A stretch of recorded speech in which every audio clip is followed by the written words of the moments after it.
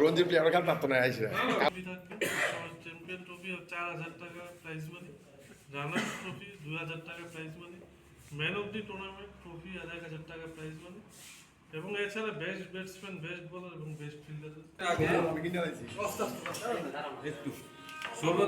ধাঁচে আমরা প্রায় 13 বছর এই টুর্নামেন্ট করেছি। এবার আমরা একটু এর যে সিস্টেম এটাতে একটু চেঞ্জ করার চেষ্টা করছি, একটু সেমি প্রফেশনাল একটা ধাঁচ আনার চেষ্টা করছি।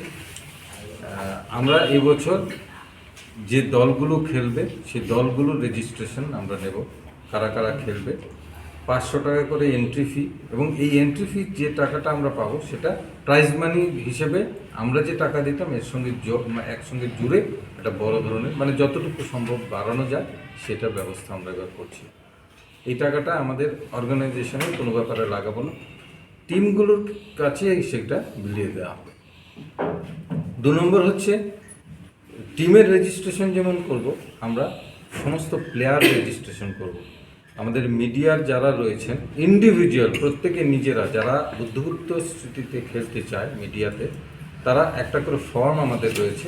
এই ফর্মটা তারা এই ফর্মে নিজের ডকুমেন্টস ফিল আপ করে ডকুমেন্টস একটা দিয়ে ছবি দিয়ে আমাদের কাছে জমা করবে। আমরা সেই লিস্ট সবার কাছে জানিয়ে দেবো, এবং এই প্লেয়ার লিস্টের উপরই দলগুলো অনেক, আমি বলবো না আইপিএলের মতো সেরকম, কিন্তু এর একটা অংশ, একটা সিস্টেম আমরা এখানে অ্যাডপ্ট করব।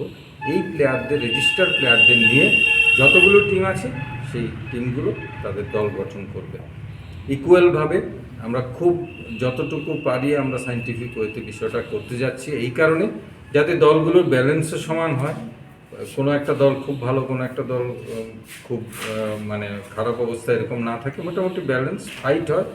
এবং রেজিস্ট্রেশনের একটাই বিষয় যে অনেক বছর ধরেই আমরা এই টুর্নামেন্টে দেখছি যে আমাদের কিছু সমস্যা তৈরি হচ্ছে, কোনো দলের মধ্যে অন্যান্য মিডিয়ার বাইরের মানুষও খেলছে, কিন্তু আমরা এই জিনিসটাই রেজিস্ট্রেশনের পরে আমরা লিস্ট আউট যখন করব তখন আর এই প্রশ্ন কারোর মধ্যেই থাকবে না। সব মিডিয়ার আমরা স্ক্রুটিনি করে যদি স্যাটিসফাইড হই তাহলে সেই নামটা আমরা বুদ্ধিগুপ্ত লিস্টের মধ্যে রাখবো, এবং এই প্লেয়ার থেকেই সবগুলো দল নিয়ে দলগুলো করব।